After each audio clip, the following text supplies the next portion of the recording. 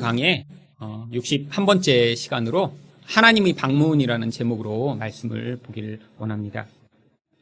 이 높은 사람이 어디를 방문할 때는 분명히 아주 중요한 목적이 있기 때문입니다.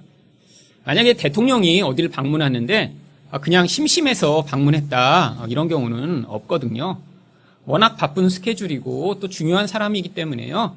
분명히 중요한 목적이 있을 때만 어디를 방문하는 것이죠.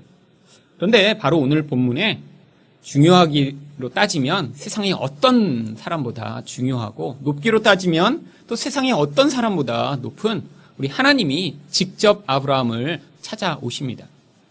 그런데 혼자 오신 게 아니라요. 두 명의 수행원을 데리고 오시죠.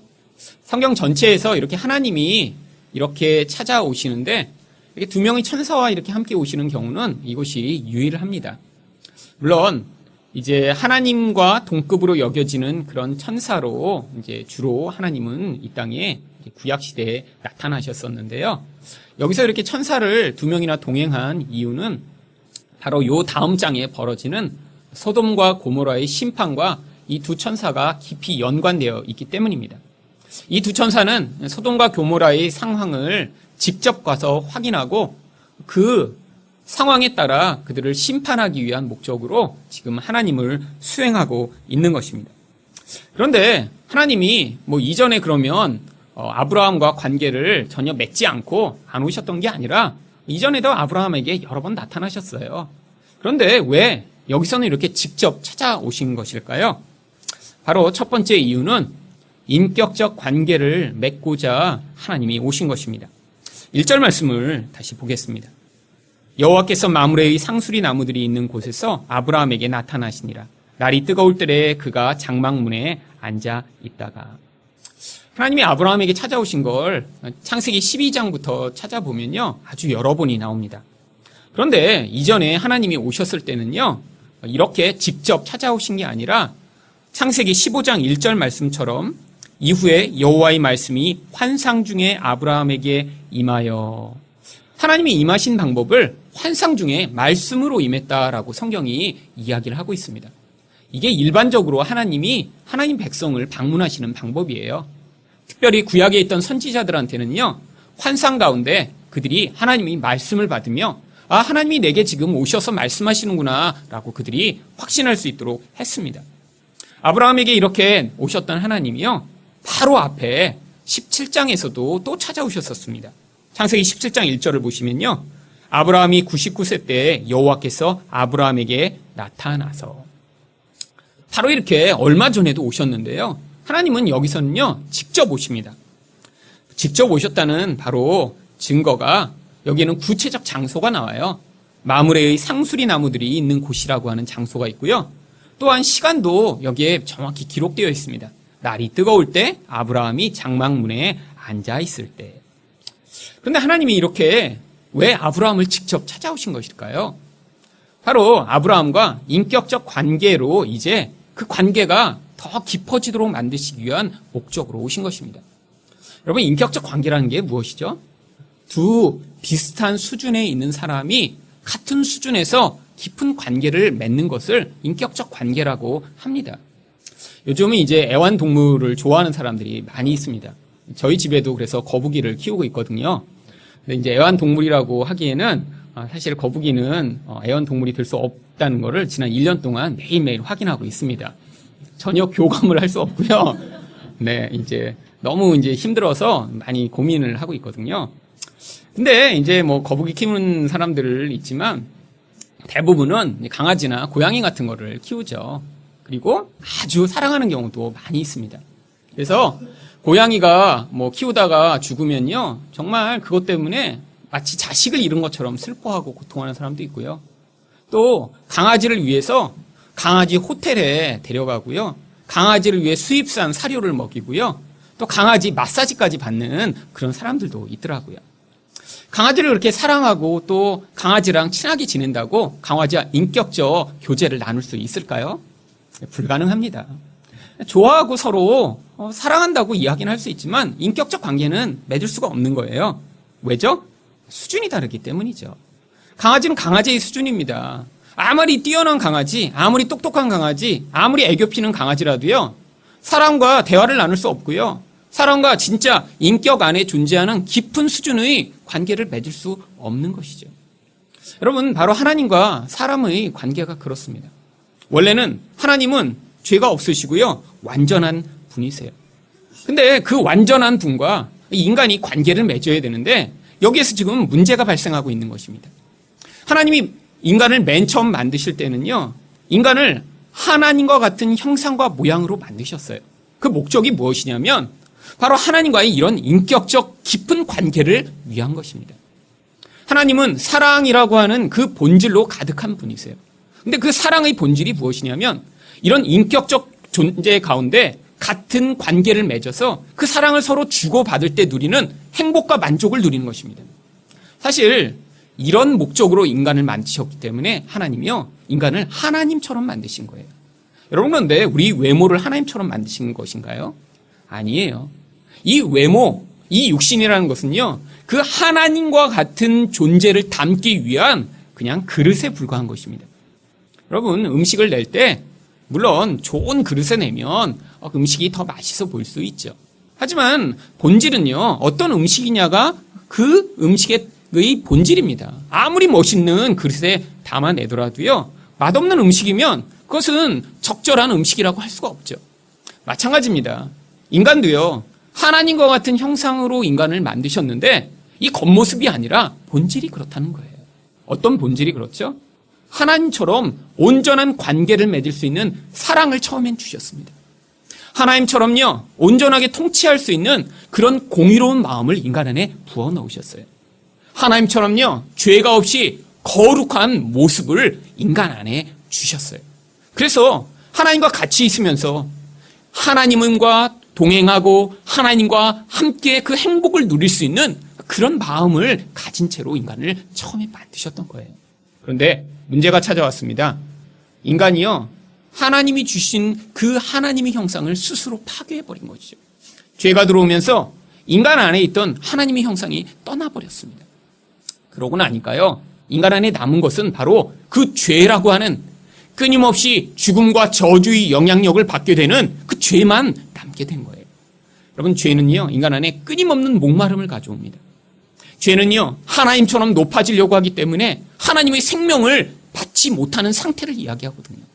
하나님의 생명이 인간 안에 떠나가 버리니까요, 그 안에 있는 공허감과 목마름이요, 끊임없는 욕망과 두려움으로 표출되죠. 이렇게 욕망과 두려움이 끊임없이 인간을 지배하기 시작하면서요, 인간은요, 짐승과 비슷한 수준으로 변해버린 것입니다. 물론 인간 안에 짐승과는 다른 부분이 존재하죠. 그게 바로 하나님의 형상의 흔적입니다. 그런데 흔적은 있지만요, 그런 것을 가지고 인간 자체가 스스로 행복해질 수 없게 되어버린 거예요. 아무리 무엇을 많이 가져도 여전히 목마르고, 아무리 무엇인가를 내가 이루어도 여전히 불안하고, 사람과의 관계는 끊임없이 깨어지고, 자신도 자신을 용납하고 사랑하지 못하고 끊임없는 불안감과 우월감과 열등감에 시달리는 그런 모습. 하나님도요, 하나님을 온전한 관계자로 하나님과 관계를 맺는 것이 아니라 하나님을 우상처럼 섬기며 하나님을 이용하려고 하는 이런 모습.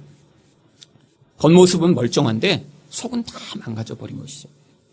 여러분, 이게 바로 아브라함이 여태까지 보여준 모습입니다. 어떤 모습이요? 이렇게 생명이 없는 그런 모습이요.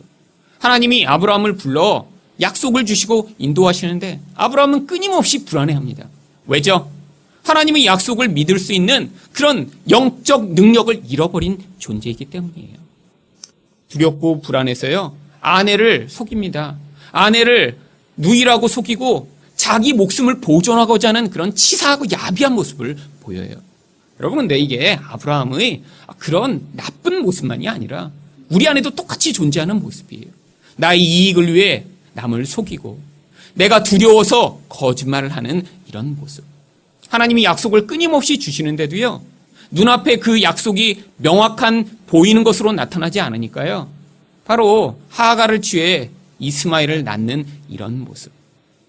갑자기 하나님이 주신 은혜로 가서 롯을 구하는 그런 용맹을 발휘했지만 그 다음에는 또 두려워 벌벌 떨며 움츠러드는 그런 모습.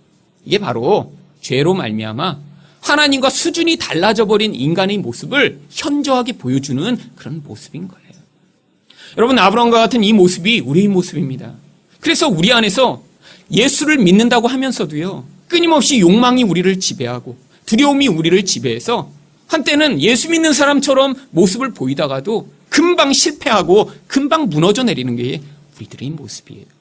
그런데 이런 수준이 다른 우리 모습에도 불구하고 하나님이 우리에게 찾아오신다는 거예요. 여러분, 바로 그런 찾아오심의 가장 큰 증거가 예수님이십니다. 그래서 빌립보서 2장 6절 7절은 이렇게 이야기합니다. 그는 근본 하나님의 본체시나 하나님과 동등됨을 취할 것으로 여기지 아니하시고 오히려 자기를 비워 종의 형체를 가지사 사람들과 같이 되셨고. 하나님은 하나님 자체로 완전하고 온전하신 분이에요. 그런데 인간을 종의 모습이라고 이야기합니다. 여기 이야기하는 종은요, 바로 당시에 가장 천대받던 노예들을 이야기하는 거예요. 인간이 바로 그런 노예라는 거예요. 어떤 노예죠? 죽음에 노예되어 있고요, 죄에 노예되어 있고요, 세상에 노예되어 있고요, 욕망에 노예되어 있고요. 인간이 가진 그런 사랑과 공의와 거룩의 그런 하나님의 본질은 잃어버린 채로 자기 욕망을 위해 그런 비참하게 살아가는 노예와 같은 모습. 세상에 노예돼서 세상이 이렇게 해라 하면 그 영향력에 따라 끊임없이 몸부림치며 살아가는 그런 모습. 죽음을 두려워하기 때문에 끊임없이 두려워하며 살아가는 그런 모습. 마귀가 시키는 대로 계속 파괴하고 깨트리며 살아가는 이 인생의 모습들. 그런데 그 하나님이 온전하신 분이 예수 그리스도로 말미암아 우리와 같은 모습이 되셨다는 거예요. 그래서 성경은 예수님을 죄가 되셨다라고까지 이야기합니다. 왜 그렇게 되셨죠? 바로 베드로전서 2장 24절입니다. 친히 나무에 달려 그 몸으로 우리 죄를 담당하셨으니 이는 우리로 죄에 대하여 죽고 의에 대하여 살게 하려 하심이라. 예수님이 대신 죽으시고요, 우리를 살려내시고자 하셨다는 거예요. 여러분 집에서 지금 강아지를 키우는 분 분명히 계실 거예요. 제가 알고 있는 분도 있습니다. 아주 사랑하겠죠, 집에서 키운다는 건요. 그런데 걔가 이렇게 개를 데리고 밖에 나갔어요. 그래서 산책을 하다가 갑자기 걔가 지나가던 아이를 확 깨물었어요. 막 피가 나고 난리가 났어요. 그래갖고 법정에서 판결을 냈습니다. 얘는 위험한 강아지니까 이제 죽여야 된다고, 안락사를 시키라고. 여러분, 그러면 그때 개를 사랑한다고 해서요, 개 대신에 제가 죽겠습니다, 이 개는 살려주세요, 이렇게 하실 수 있는 분이 계신가요? 여러분, 못 만나 볼 것 같아요. 앞으로도. 과거에도 그런 얘기는 들어본 적이 없고요. 왜죠? 수준이 다른 개니까 그렇게 안락사 시켜도 되죠. 물론 슬프겠죠. 마음이 아프겠죠. 하지만 그 개를 위해 내가 대신 죽겠다, 이건 불가능합니다. 여러분, 근데 하나님이 바로 그렇게 하신 거예요. 우리 안에는 껍데기만 남은 죄와 사망과 저주가 가득한 존재인데 우리가 잘못한 것을 하나님이 대신 내려오셔서 나를 위해 죽으셨다는 거예요. 이게 바로 하나님이 우리와 인격적 관계를 맺으신 방법입니다. 여러분, 하나님은 자신이 그렇게 낮아지셔서 우리와 관계를 맺어 이제 그 관계를 영원히 계속하여 우리가 하나님과 영원히 같은 수준으로 살게 되기를 원하시는 거예요. 두 번째로 하나님이 직접 찾아오신 이유는 무엇인가요? 환대의 기회를 주시기 위해서입니다. 2절부터 5절까지 다시 한번 보시면요, 아브라함이 얼마나 정말 급하고 또 얼마나 애절하게 이 손님들을 대접하려고 하는지를 볼 수 있습니다. 눈을 들어본 즉 사람 셋이 맞은편에 서 있는지라 그가 그들을 보자 곧 장막문에서 달려나가 영접하여 몸을 땅에 굽혀 이르되 내 주여, 내가 주께 은혜를 입었사오면 원하건대 종을 떠나 지나가지 마시옵소서. 물을 조금 가져오게 하사 당신들의 발을 씻으시고 나무 아래에서 쉬소서. 내가 떡을 조금 가져오리니 당신들이 마음을 상쾌하게 하신 후에 지나가소서. 당신들이 종에게 오셨음이니이다. 원문으로 이 부분을 읽으면요, 아브라함이 제발 이런 표현을 계속 사용합니다. 제발 이렇게 해주세요. 제발 이렇게 해주세요. 여러분, 이게 지나가던 손님에 불과합니다. 이제 나중에 가면요, 이분들이 하나님과 그 수행원이라는 걸 아브라함이 알게 되겠죠. 하지만 처음에는 몰랐을 거예요. 뭘 보면 알 수 있냐면 바로 이 중간에 5절에 보시면요, 당신들의 마음을 상쾌하게 하신 후에 지나가소서. 그냥 손님으로 여기고 있는 거예요. 그런데 아브라함은요, 마치 자기가 종이 된 것처럼 와서 제발 좀 머물러 주세요. 제발 좀 마음을 상쾌하게 하세요. 제발 떡이라도 조금이라도 들고 가세요. 아주 간청을 합니다. 사실 이런 배경을 이해하기 위해서는요, 이 중동의 문화를 이해해야 합니다. 중동은 고대로부터 이렇게 손님을 잘 접대하는 이런 문화가 있었습니다. 그래서요, 아직도 그 문화가 남아있다고 하더라고요. 미국에서 만난 한 재미교포 자매가 있었는데, 지금 이라크의 북쪽에 쿠르드족이라고 있거든요. 거기로 선교를 갔어요. 그런데 동네 사람들이 서로 다 싸우더랍니다. 서로 자기 집에서 접대하겠다고.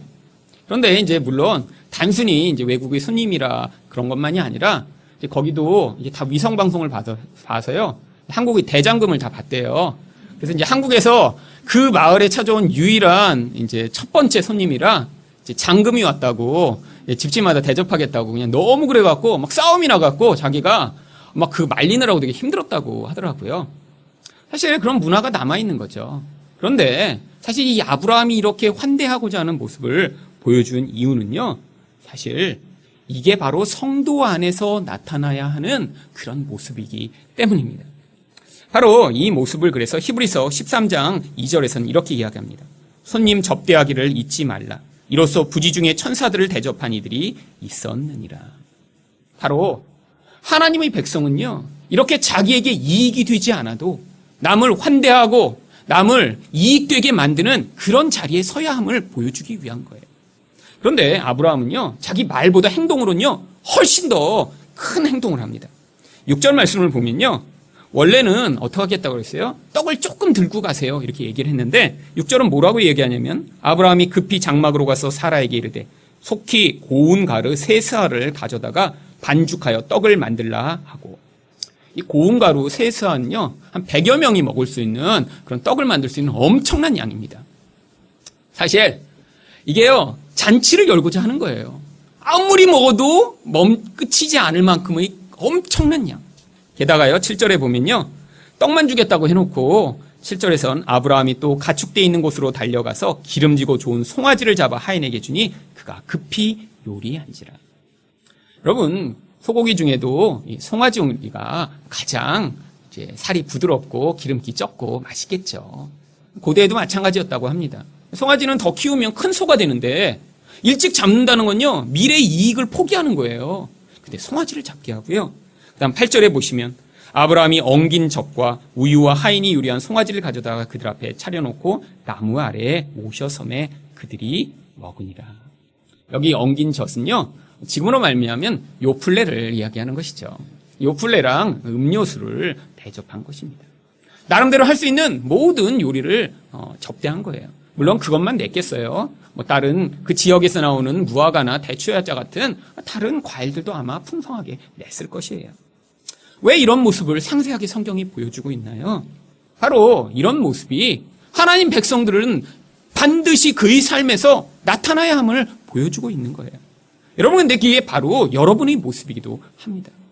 여러분, 저희 교회가 시작하고 저희 교회를 통해서 사실 많은 곳에 저희가 후원을 하자고 계획을 하고 했는데 사실 그게 저희한테 어떤 이익이 돌아온 적이 있나요? 저희가 여명학교에 돈을 후원하고 태국의 선교사님과 또 말레이시아의 선교사님과 또 심지어는 전혀 들어보지도 못한 외국인 근로자 병원에 작년 말에 저희가 헌금을 해서 돈을 보냈는데 그게 저희에게 무슨 이익이 됐나요? 그런데 여러분들이요, 바로 그런 이야기를 들었을 때 여러분 안에서 내가 헌금해야겠다, 내가 그들을 섬기고 싶다, 이런 마음들이 일어났다는 게 바로 여러분이 하나님의 백성이며 지금 아브라함의 자손임을 여러분의 삶을 통해 지금 증거하고 있는 것입니다. 여러분, 세상 사람들은요, 절대로 그렇게 할 수가 없어요. 자기가 조금만 뭐를 하면요, 생색을 냅니다. 나중에 거기에 대해 감사의 인사를 받고자 해요. 그리고 자기가 원하는 수준의 그런 환대와 인사가 돌아오지 않으면요, 화를 내고 짜증을 냅니다. 여러분, 그런 게 세상 사람들이에요. 그런데 하나님 백성은요, 우리 안에서 우리가 은혜를 받은 자이기 때문에 그런 행위와 그런 결과가 삶을 통해 나타난다는 거예요. 여러분, 그렇게 하다가 어떤 일을 경험합니까? 마태복음 25장 37절에 39절 보시면 예수님이 의인들을 불러놓고 네가 나를 대접했다라고 얘기하세요. 그랬더니 의인들이 뭐라고 이야기합니까? 이에 의인들이 대답하여 이르되 주여 우리가 어느 때에 주께서 줄이신 것을 보고 음식을 대접하였으며 목마르신 것을 보고 마시게 하였나이까? 어느 때에 나그네 되신 것을 보고 영접하였으며 헐벗으신 것을 보고 옷 입혔나이까? 어느 때에 병드신 것이나 옥에 갇힌 것을 보고 가서 배웠나이까 하리니. 여러분, 이렇게 해놓고도 몰라요. 왜 그렇죠? 내가 한 어떤 행위에 대해서 보상을 기대하지 않았기 때문이에요. 그냥 삶에서 우러나온 행동으로 했어요. 그리고 왜 이것들을 기억하지 못하냐면 내가 어떤 목적을 가지고 이익이 있어서 한 게 아니라 살다 보니까 하나님 백성 안에 있는 하나님의 영으로 말미암아 그의 삶에서 이런 일들이 나타났기 때문에 자기는 기억하지 못하고 있는 거예요. 그것을 자기 의로 삼지 않고 있는 것입니다. 여러분, 그랬더니 예수님이 뭐라고 이야기하시나요? 마태복음 25장 40절입니다. 임금이 대답하여 이르시되 내가 진실로 너희에게 이르노니 너희가 여기 내 형제 중에 지극히 작은 자 하나에게 한 것이 곧 내게 한 것이니라 하시고. 하나님이 기억하신다는 거예요. 우리가 그렇게 나의 유익, 나의 명예, 나의 칭찬을 위해 행하지 않은 그 모든 일들은 하나님이 전부 기억하고 계시다는 거예요. 여러분, 그런데 바로 이 아브라함의 모습은요, 바로 다음 장에 나오는 소돔 백성과 정반대되는 모습임을 지금 대조적으로 보여주고 있습니다. 창세기 그래서 19장 4절 5절에 보면요, 천사들이 이 소돔이라는 곳에 방문했을 때 그들이 어떻게 반응한지를 이렇게 이야기합니다. 그들이 눕기 전에 그 성사람 곧 소돔 백성들이 노소를 막론하고 원근에서 다 모여 그 집을 애워싸고 롯을 부르고 그에게 이르되 오늘 밤에 내게 온 사람들이 어디 있느냐 이끌어내라 우리가 그들을 상관하리라. 여기 맨 끝에 그들을 상관하리라. 한글 성경은요 너무 노골적으로 쓰면 사람들이 시험 받을까봐 이렇게 어려운 한자어를 써서 읽고 나서도 무슨 일을 하려고 하나 이렇게 궁금증을 야한하게 만들었는데요. 영어로 보면 훨씬 더 쉽습니다. We can have sex with them. 여러분, 섹스하겠다는 거예요. 누구랑요? 찾아온 천사들이랑. 근데 누구요? 그 지역에 가까운 데나 멀리나 어린 사람이나 나이든 남자들이 다 모여들었어. 사실 그렇기 때문에 바로 이 소돔이라고 하는 단어로부터 소돔이라고 하는 동성애라고 하는 단어가 나오게 되었습니다. 여러분, 여자로 만족하지 못하다는 거예요. 새로운 남자가 찾아오니까 그 남자까지도 내가 성관계를 해서 그들을 강간해서 파괴하고 내 원하는 이상한 욕망을 만족시키고자 하는 거죠. 이게 바로 세상 사람들의 모습입니다. 다른 사람을 자기 욕망의 대상으로밖에 보지 않는 거예요. 나그네가 와요. 보호가 필요하고 음식이 필요하고 쉴 곳이 필요한 그런 불쌍한 사람들을 내 욕망의 대상으로 강간하고 죽이고 파괴해도 괜찮다. 이게 세상의 모습이죠. 여러분, 제가 아주 오래전에 대학생 때 인도에 선교를 간 적이 있습니다. 가서 이제 인도 청년을 만났는데요. 이 청년은 거기서는 잘 살고 있는 청년이었어요. 아버지가 의사고 또 자기 집도 갔더니 제가 방문했던 다른 집과 달리 굉장히 좋은 집에 살아요. 근데 거기서 또 대학교를 나왔는데 당시에 이제 그렇게 인도에 사는 청년들이 한국에 이렇게 외국인 근로자로 와서 일하는 게 붐이었다고 합니다. 거기서 아무리 의사로 살아도요, 여기 와서 이렇게 일을 해서 받는 돈이 훨씬 더 많다고 그래요. 이 청년도 브로커한테 돈을 주고 와서 불법으로 이제 취직을 해서 일을 했던 거예요. 그런데 일을 하는데요, 이 청년이 얼마나 학대를 많이 받았는지요. 제가 볼 때도 좀 일을 잘 못하게 생겼어요. 너무 좋은 집에 살아서 너무 호리호리하고 빼짝 말랐어요. 그러니까 조금만 일을 못하고 그러면요, 한국말을 잘 이제 못하는데 평생 잃어버리지 않는 자기가 들은 가장 많은 말이 뭐냐면 바보 멍충이에요. 바보 멍충이. 이 바보야, 이 멍충아. 그 얘기를 매일 듣고 자란 거예요. 조금만 일을 못하면요, 사람들이 때리는데요, 얼마나 많이 맞았는지 거기서 병을 얻은 거예요. 그리고 불법으로 일을 하니까요, 조금 일하다가 이제 사람들이요 돈을 띄어먹는 거예요. 그리고 나중에 돈을 안 줘서 왜 돈을 안 주냐고 그러면요, 그럼 가서 고발해보라고 오히려 협박을 하는 거예요. 얼마나 학대를 당하고 얼마나 고통을 당했는지요. 심지어는 어떤 때는요, 식당에 가서 그냥 밥을 먹으려고 들어왔는데 식당 아줌마가 우리는 너네 같은 껌둥이한테 밥 안 팔아 그러고 물을 가지고 물을 끼얹었더래요. 그래서 한국 사람에 대해서 얼마나 증오하고 얼마나 고통스러운 마음을 가지고 있는지를 몰라요. 그런데 그러다가 예수 믿는 집사님들을 만난 거예요. 어느 교회에서 하는 외국인 근로자 사역부에서 이런 외국인들을 초청해다 밥을 먹이고 그들과 같이 예배를 드리고 그들을 환대하는 일들을 했어요. 여기서 처음에 굉장히 처음엔 불안했대요. 이 사람들이 또 날 잡아다가 이용해하고 어디 팔려고 그러는 거 아니야? 근데 6개월, 1년 지났는데 정말 그들이 헌신하고 사랑하는 것을 경험한 거예요. 세상에서 경험하지 못한 거예요. 너무 학대받고 이 한국에서 그렇게 하다가 이런 분들을 만나니까 그래서 그 마음이 변하게 된 거예요. 인도에 갔는데 저한테 그 얘기를 하더라고요. 나는 한국 사람은 싫어해요. 그런데 교회 다니는 집사님들은 좋아해요. 여러분, 이게 바로 세상과 성도의 차이입니다. 여러분의 이익이 되기 때문에만 행동하고 계신가요? 하나님께, 하나님, 내 이익이 아니더라도 하나님이 이렇게 불쌍하고 연약하고 나그네된 자들, 도움이 필요한 자들에게 나의 이익이 없어도 하나님의 생명과 사랑과 환대를 흘려보낼 수 있는 사람이 될 수 있도록 은혜를 달라고 여러분 기도를 하셔야 합니다. 여러분의 삶에서 이런 하나님의 흔적이 나타날 때마다 이런 파괴된 세상 가운데 하나님께로 돌아오는 사람들이 많아질 것이고요. 그것을 통해 하나님의 나라가 확장되기 때문입니다. 마지막으로 왜 하나님이 직접 찾아오신 것일까요? 약한 자의 믿음을 세워주시기 위해서입니다. 9절 말씀을 보겠습니다. 그들이 아브라함에게 이르되 내 아내 사라가 어디 있느냐? 대답하되 장막에 있나이다. 왜 갑자기 하나님이 사라에 대해서 물어보시는 것일까요? 이제까지 하나님이 아브라함에게는 여러 번 나타나셨어요. 아브라함에게는 말씀을 주셨고요. 환상 가운데 하나님의 은혜를 베풀어 주셨고요. 언약을 2번이나 맺으셨어요. 그런데 문제가 무엇이었죠? 사라는 아직도 하나님과 직접적인 대면을 한 적이 없습니다. 늘 간접적으로 하나님에 대한 이야기를 들었어요. 그러니까 사라는 지금 하나님에 대한 믿음이 아직 마음에 잘 없죠. 그러니까 하갈을 동원해서 자식을 낳으려고 또 했던 것입니다. 그런데 하나님이 사람과 상황에 따라 이렇게 아브라함처럼 사라와 또 동일하게 관계를 안 맺으시고요. 아브라함을 대표자로 지금 하나님이 관계를 맺으시기 때문에 사라는 사실 거기서 지금 제외되고 있는 상황이에요. 그러니까 하나님이요 직접 찾아오셔서 이 사라의 믿음도 지금 세워주시고자 하는 것입니다. 그래서 10절에서 하나님이 뭐라고 말씀하시죠? 그가 이르되 내년 이맘때 내가 반드시 내게로 돌아오리니 내 아내 사라에게 아들이 있으리라. 근데 사라가요 손님이 오니까 이제 그 밖에서 지금 아마 그늘에서 식사를 하고 있는데 제일 가까운 아마 장막에 이렇게 귀를 대고 거기서 나오진 않고 듣고 있었나 봐요. 10절 하반절에 뭐라고 얘기합니까? 사라가 그 뒤 장막문에서 들었더라. 그런데 그런 상황에서 성경은 11절에 이렇게 이야기합니다. 아브라함과 사라는 나이가 많아 늙었고 사라에게는 여성의 생리가 끊어졌느니라. 이게 바로 현실이에요. 이 현실 속에 우리는 살아가고 있는 존재입니다. 여러분, 이런 현실이 우리 삶을 전부를 차지하고 있어요.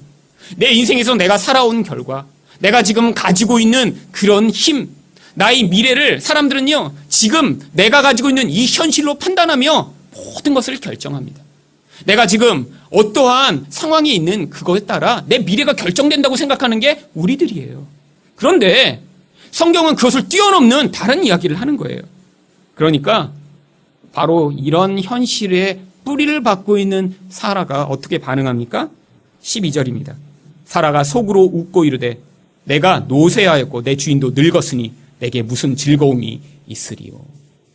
여러분, 이게 바로 우리들의 반응이에요. 현실에 뿌리를 받고 있는 우리들, 믿음이 주어지지 않았을 때의 우리들, 내가 가지고 있는 모습, 나의 지금 모습으로 나의 미래를 보며 나는 이대로 끝날 것 같아. 나는 여기서 무슨 변화가 있겠어? 내 인생이 그냥 이대로 그냥 망하겠지. 뭐가 재밌는 일이 있겠어. 여러분, 그런데 거기에 대해서 이런 반응이 사라의 반응만이 아니라는 거예요. 원래 바로 앞장에 나오는 창세기 17장 17절에서 아브라함도 똑같이 반응했었습니다. 아브라함이 엎드려 웃으며 마음속으로 이르되 100세 된 사람이 어찌 자식을 낳을까? 사라는 90세니 어찌 출산하리요? 하고. 여러분, 하나님에게 더 많은 은혜를 받고 하나님의 개입을 받아도요, 인간의 본질은 똑같다는 거예요. 하나님이 개입이 적었던 사라도 그렇고 하나님과 많이 만났던 아브라함도 그렇고. 그런데 하나님이 그거에 관계없이 하나님이 약속을 이루어 나가신다는 것입니다. 어떤 약속이요? 너를 통해 이런 아들이 주어지고 그 아들이 이런 하나님 나라를 세우는 그런 거대한 민족의 기초가 될 것이다라는 그런 약속이요. 우리 인생에서도 하나님이 똑같은 약속을 주세요. 지금 우리는 약한 것 같고 별거 아닌 것 같고 내 인생이 쌓아온 결과는 아무것도 아닌 것 같은데 하나님이 하나님의 사람으로 우리를 세우셔서 결국 우리를 통해 하나님 나라의 영향력을 확장하시고 우리를 온전케 만드시겠다고 하는 그 약속이요. 여러분, 그런데 거기서 사라가 웃으니까 하나님이 13절 14절에서 뭐라고 반응하십니까? 여호와께서 아브라함에게 이르시되 사라가 왜 웃으며 이르기를 내가 늙었거늘 어떻게 아들을 낳으려 하느냐? 여호와께 능하지 못한 일이 있겠느냐? 기한이 이를 때 내가 내게로 돌아오리니 사라에게 아들이 있으리라. 그러면 이거를 믿으라는 거예요. 바로 사라의 그런 내적 불신. 근데 하나님이요, 그걸 알아채 버리셨어요. 그랬더니 사라가 맞아 믿어야지 라고 하는 게 아니라 15절에서 사라가 뭐라고 반응합니까? 사라가 두려워하여 부인하여 이르되 내가 웃지 아니하였나이다. 이르시되 아니라 내가 웃었느니라. 지금 몰래 그러고 있다가 장막으로 안 웃었어요. 사실 지금. 근데 하나님이라는 사실을 모르고 있으니까요. 거기서도 속이는 거죠. 여러분, 근데 나중에 아들을 얻었을 때 사라가 무엇을 기억했을까요? 하나님이 약속이 맞구나. 우리 하나님이 진짜 살아계신 분이시구나. 내 속마음까지 읽으시는 이분이 살아계신 분이구나. 이 하나님의 경험으로 그의 믿음이 세워졌던 것입니다. 여러분, 하나님이요, 인생 가운데 개입하실 때요, 사람의 수준과 상황에 따라 다르게 반응하십니다. 여러분, 주변에 있는 사람들을 보시며 저 사람한테는 하나님이 저렇게 나타나시는데 왜 나한테는 이렇게 안 나타나실까? 너무 그렇게 생각하지 마세요. 여러분, 또 여러분이 신앙의 연력이 길어질수록요, 하나님이 개입의 방법도 점점 달라집니다. 제가 사실 기적을 경험하고 하나님의 은혜를 많이 경험한 건요, 요즘이 아니라 사실 수십 년 전 믿음이 기초적으로 세워질 때였어요.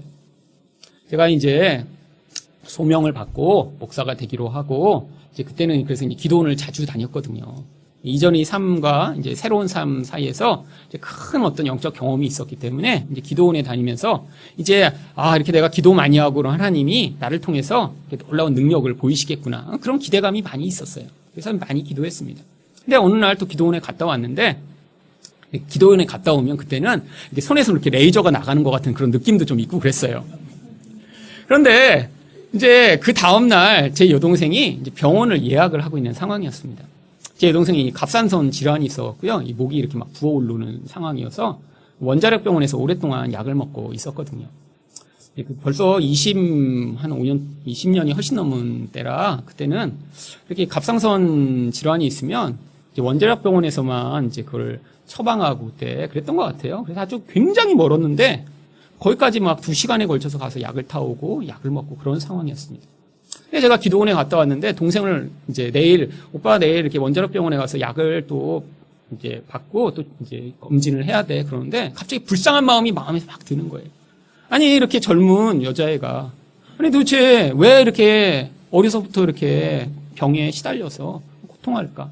그래갖고 제가 제 여동생의 목을 잡고 기도를 하기 시작했습니다. 하나님, 제 여동생 불쌍히 여겨주세요. 그런데 갑자기 여동생이 왜 하더니 가래를 잔뜩 뱉어내는 거예요.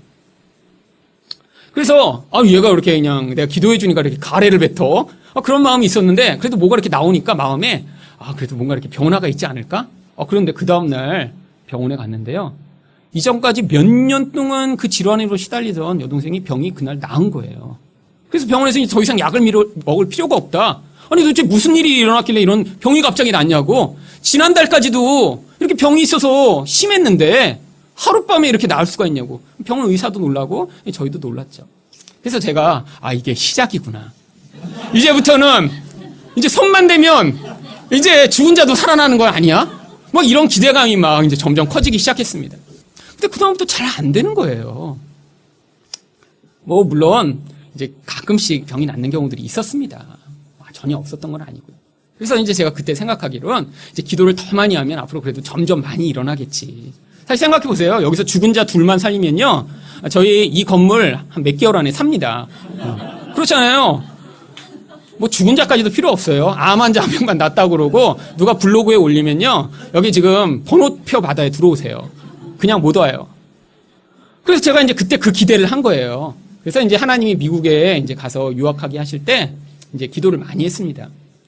여러분 이제 옛날에 이렇게 기도를 해본 경험이 있으니까요. 거기서 또다시 이제 기도하는 걸 하나님이 시키셨는데 기도할 수밖에 없는 여러 가지 상황들이 있었습니다.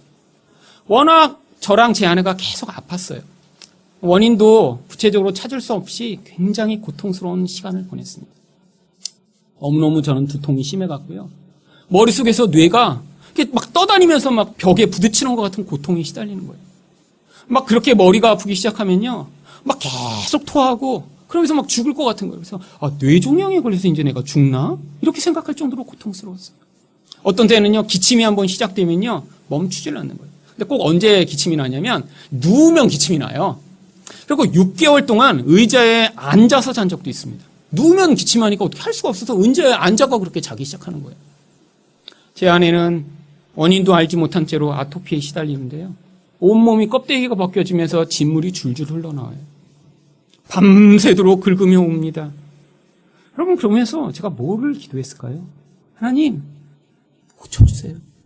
하나님 고쳐주세요. 하루에 10시간씩 앉아서 기도한 거예요. 내가 이렇게 30일 작정하고 기도하면 하나님이 고쳐주실까? 그러다가 30일이 안 되니까 기간을 늘렸어요. 100일쯤 해야 되나 보다. 요번에는 옛날보다 세진 놈이 왔나 보다. 그래서 100일 기도했어요. 안 낫는 거예요. 왜? 이전에 이렇게 손만 한 번 댔는데도 이런 병이 났는데 이렇게 100일씩 울면서 10시간씩 기도를 해도 왜 병이 안 날까? 너무너무 고통스럽게 시작했어요. 여러분 근데 이제야 시간이 지난 다음에야 알게 된 거예요. 제가 이전에는 믿음이 없었기 때문에 하나님이 그런 기적을 통해 하나님이 살아계시다. 하나님이 지금도 역사하시다라는 것을 깨닫도록 하시기 위해 초기에는 그렇게 개입하셨죠. 그런데 이제는 믿음이 자라고 이제는 하나님이 누구신지 알게 되니까요. 이제는 나의 육신적 질병보다 더 무서운 영적이고 내적인 죄와 그 질병을 치료하시고자 했던 거예요. 내가 원하는 대로 육신이 회복되지 않으니까요. 그 과정을 통해 마음이 깨어지기 시작했습니다. 울기 시작했어요. 인생이 망가지는 것 같은 고통을 지나가며 거기서 내 자아, 욕망으로 똘똘 뭉친 자아, 두려움에 가득한 그 자아가 파괴되기 시작했어요. 그런 욕망과 두려움에 매여있던 자아로 말미암아 끊임없이 불만족하고 끊임없이 분노하고 끊임없이 고통스럽게 만들었던 그 자아가 그 과정을 통해 죽임을 당하고 하나님의 개입과 치료가 육신의 수준이 아니라 영혼 안에 비치기 시작했던 것입니다. 10여 년의 그런 과정을 지나 이 자리에 오게 됐더니 예전의 저희 모습과 지금의 저희 모습을 보면 옛날에 늘 고통스러웠고 늘 열등감과 우월감에 시달리며 살았고 남을 비난하고 판단하고 남을 정죄하는 인생을 살았고 안에서는 만족과 기쁨이 없던 내 인생이 이제 상황에 관계없이 만족하고 하나님 때문에 기뻐하고 사람을 사랑하는 사람으로의 변화가 나타났던 거예요. 하나님이 때마다 시마다 그 사람의 수준과 모습에 따라 다르게 개입하시는 거예요. 지금 여기 계신 분들을 하나님이 이전처럼 그렇게 기적으로 개입하시지 않을 때 하나님은 여러분 인생에 지금 다른 목적을 가지고 계신 것입니다. 오히려 우리가 볼 때는 그 기간이 너무 길고 하나님이 예전처럼 기적으로 개입하시지 않는 것처럼 보일지라도 하나님은 그걸 통해 진정한 치유, 진정한 회복, 진정한 하나님처럼 변화되는 놀라운 은혜를 여러분의 인생에 베푸심으로 말미암아 하나님을 믿는 것이 참된 생명이며 참된 은혜임을 우리 인생이 고백하는 그런 자리로 서게 만드실 것입니다. 이런 하나님의 개입으로 말미암아 여러분 인생이 이렇게 여러분 안에서 치유를 경험하고 다른 사람을 회복하는 놀라운 하나님의 백성으로 쓰임 받으시기를 축원드립니다.